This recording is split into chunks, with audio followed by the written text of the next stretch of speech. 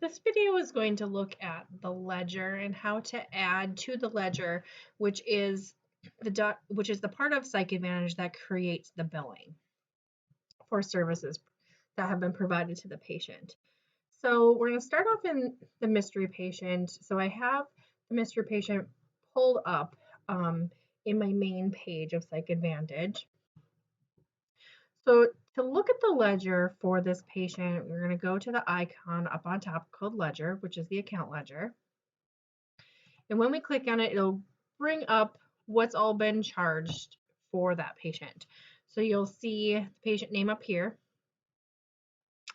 Over here is going to be the recipient balance of what they're responsible for and what the insurance balance is, so what has been billed out to insurance. Again, most of these functions up top are fairly similar to some of the other areas within Psych Advantage. Search, it's like searching to another ledger. So that's if you're going to go to another client and post, you can definitely go here and pull up your next one that you want to post to. Or you can also do it directly from like your appointments. So for instance, another way to do it is maybe I saw this patient and I saw another patient right after. So I have mystery patient up right now, so I can add to them. I can go here and search for my next person. Or if you have a number of people throughout the day, it's honestly just as easy just to go over to your appointments, click on their name, and then bring up their information and go into their ledger. Or go into your appointments. We'll go into, so you can see if you go into your appointments, the other way is to bring them up this way. And then you can just you can click on them. If you double click on them, whoops, or click on them, their information will come over here as well. Or you can go from here, go to ledger, and that'll bring up their ledger as well. So that's just the different ways to bring the ledger, but many times we're bringing up that patient, going to their ledger. Sorry, it minimized. So then you have it here. To add something to the ledger, you're going to select the service icon up on top. When you select that, it's going to take you to a box.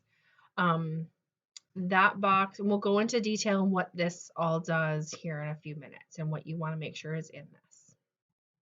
Oops, cancel, because we're going to do this in a little bit. The other thing you can do is add. That's another way to do it as well. And that's what if you're doing any adjusting, inserting something. Generally, in this insert and service, but it's just as easy to hit this service button over here. Then the edit button, if there's anything that in the ledger that you need to edit, you can highlight whatever it is you're going to edit and click it. The other thing you can do is double click on that item and then it'll bring up the box to edit as well. So as you can see, it'll bring it up and then you can do any editing and save as well. Delete. So if you enter something by accident, you do have the ability to highlight and delete that item. Print would be for printing that statement, for printing the ledger. There's lots of different options here of different ways to print. So you can do a receipt for a payment. You can do a statement. There's all kinds of different ways to print. Credit is going to be for payment. And we're not going to go through that because generally, practitioners aren't necessarily doing that. SALT is another function that I'll tell you about in a little bit. We're going to enter something in here, and then I'm going to use the SALT just to show you what it is. So that what it is the same. It stands for posting the same charge or adjustment as the last time. So, for instance, let's say you had a therapy session. You entered that in here, and you saw them again, and it was another 60-minute session. Nothing changed. It was just the new date. You can select that last one. So it knows that's the one to duplicate, and you hit SALT, and it's going to recreate a new one for the next day. So it's just carrying over everything. So it's a one-click button to just recreate the next one, which makes doing the ledger really super quick. So that's a quick little tip for how to do that. Multiples, if you want to do multiple postings, that's an option as well. View is just if you want to look at just, for instance, maybe you want to just look at the recipient balance. Maybe you want to just look at, yeah, there's a number of different things. Generally, this isn't something that you're going to find helpful, but it's there if you need. Again, different set options. Generally, we're not using anything in this area. Jump would be maybe another one that you could use where you do the down arrow and go, okay, I'm done in the ledger. I'm going to quick go over to the electronic health record or the appointments to do something else. So for that patient. So that would be another thing where you could do some jumping between screens for the next thing that you want to do. So that's a quick overview of all the functions up on top. So what we're going to do for this mystery patient is we are going to add, we're going to add something into their ledger. So to add, we're going to go over to the service line. And it's going to bring up this main box. So you can see that here is today's date. It's going to automatically, this does not need to be changed. It's just saying when you're posting to the ledger. The dates below here, however, are from your last appointment. So I saw this client for a therapy session or an intake, sorry, on 7/31. So that date automatically populates. My provider ID is going to populate. Everything in here is going to populate as it's supposed to because it's a preset. You'll also see that once I select what it is that we did, some of this stuff will autofill. So we're going to do that. So I did a diagnostic exam. So these are the codes. So these are your billing codes. So you're going to select what it is that you're billing. So for instance, if you're doing a diagnostic exam, now what I want you to show you too, for those of you, if you go down, you briefly see there's many different things that you can bill if you're doing your therapy sessions, and you can select and the rate will automatically populate for the billing code. So if you're doing a 60-minute session, that amount, or if it was just a 45, that amount will populate when you select that.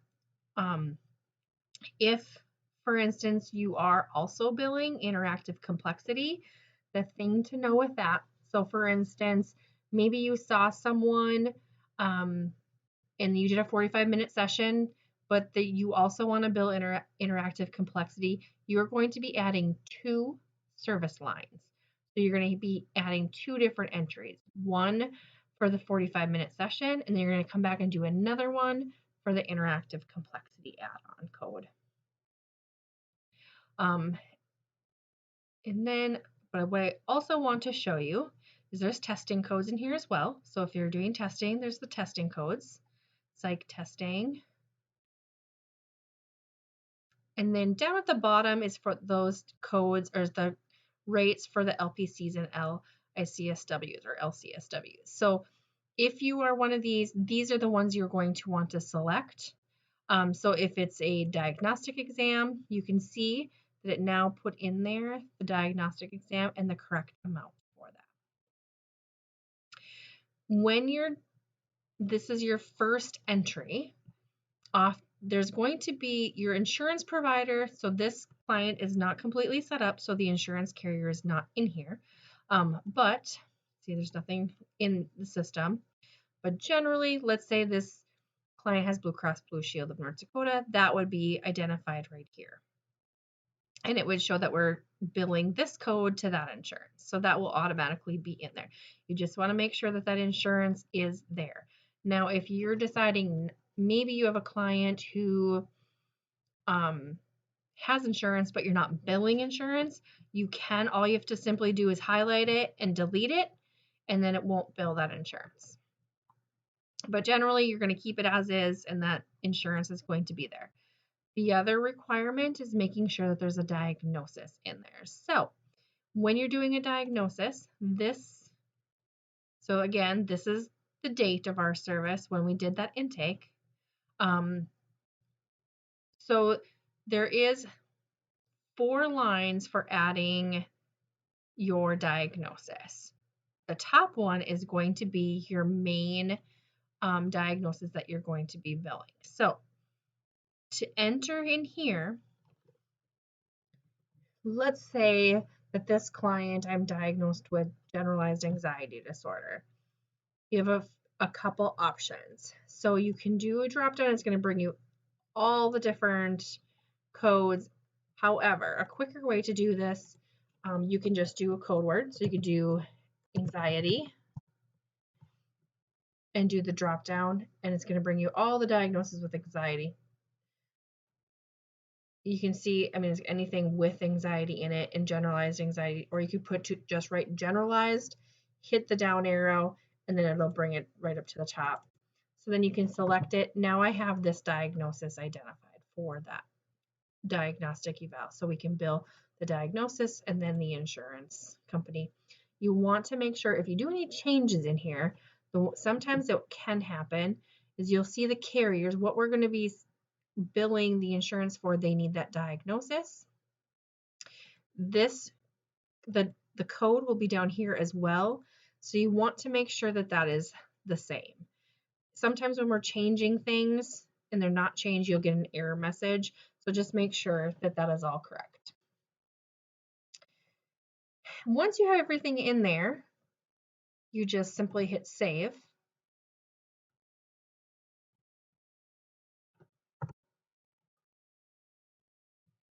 And you'll see now it's on here and it shows that that $300 amount has been billed.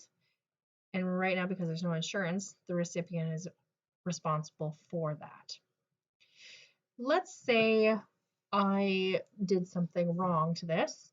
I can go up to, it's highlighted and I can hit edit, or I can also double click it, sorry. And it'll bring it back up and I can do any editing that way as well. Let's say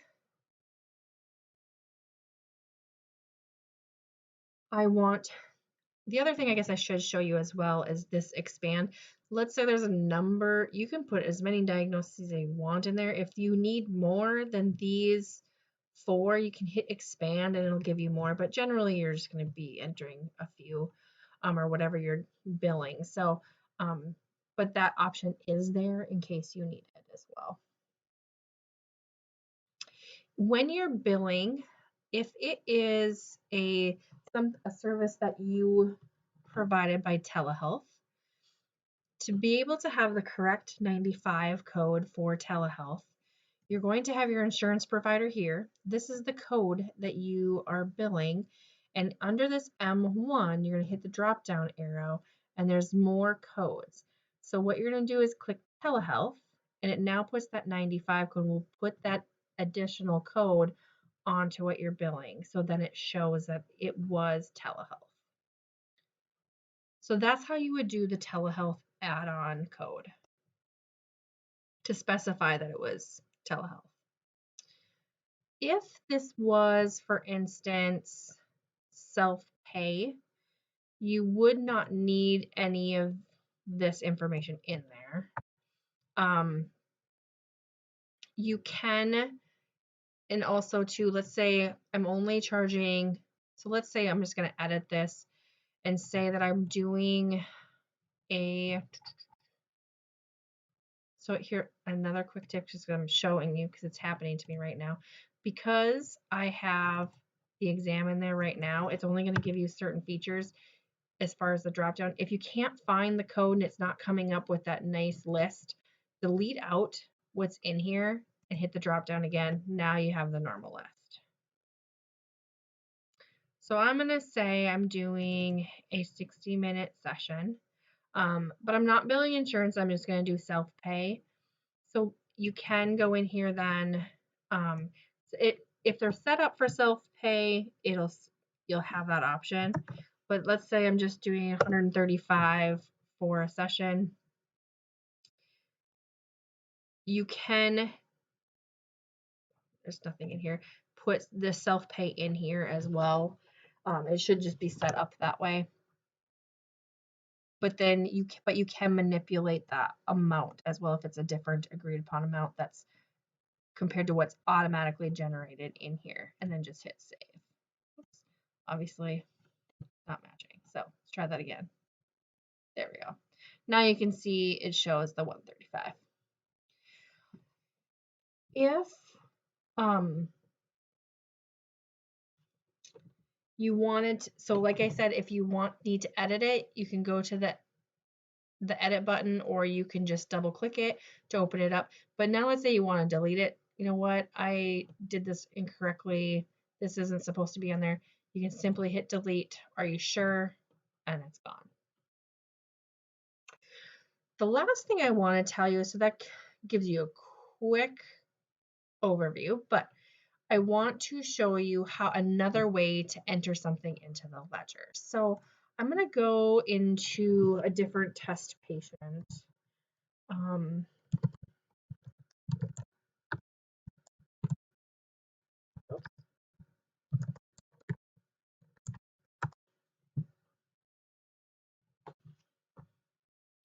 So we're going to go into her ledger, but we're going to go into it a different way. If you're in the electronic health record, let's say I just finished doing something in her account. Maybe I just finished doing this progress note, but it's complete. You have to have the progress note complete. So you have to have the note in there so that you have the information as far as what type of visit it was in the system. You also have to have the diagnosis in here. So as you can see on the 618, there's also a diagnosis identified for that patient for that visit. So you want to make sure that's there as well, because that needs to connect to the billing. So the other way to do it now that and it needs to be signed off as well.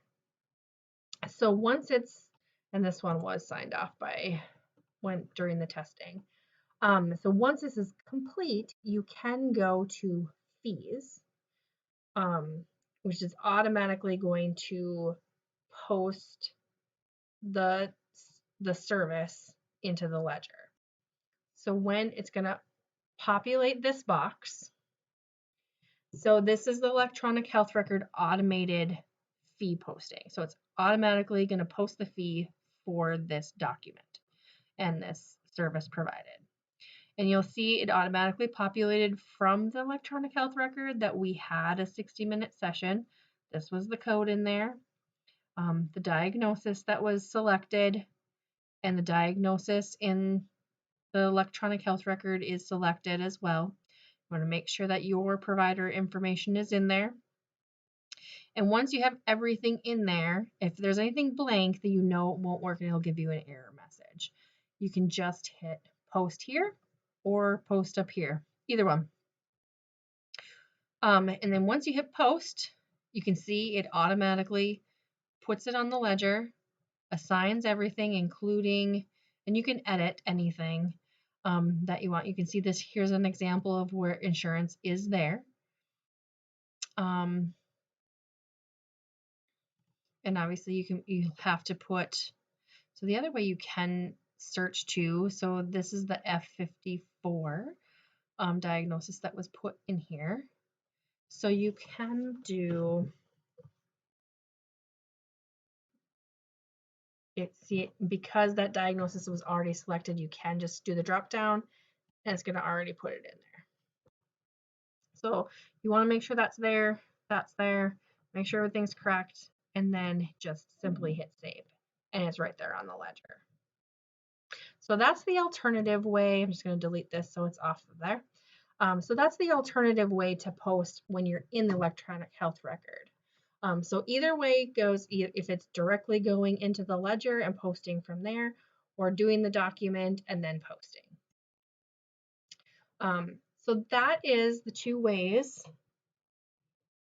of making a posting within the ledger for your patient.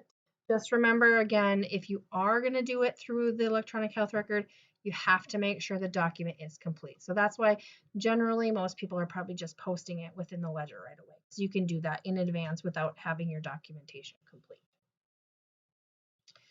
So I hope that that was helpful for everyone.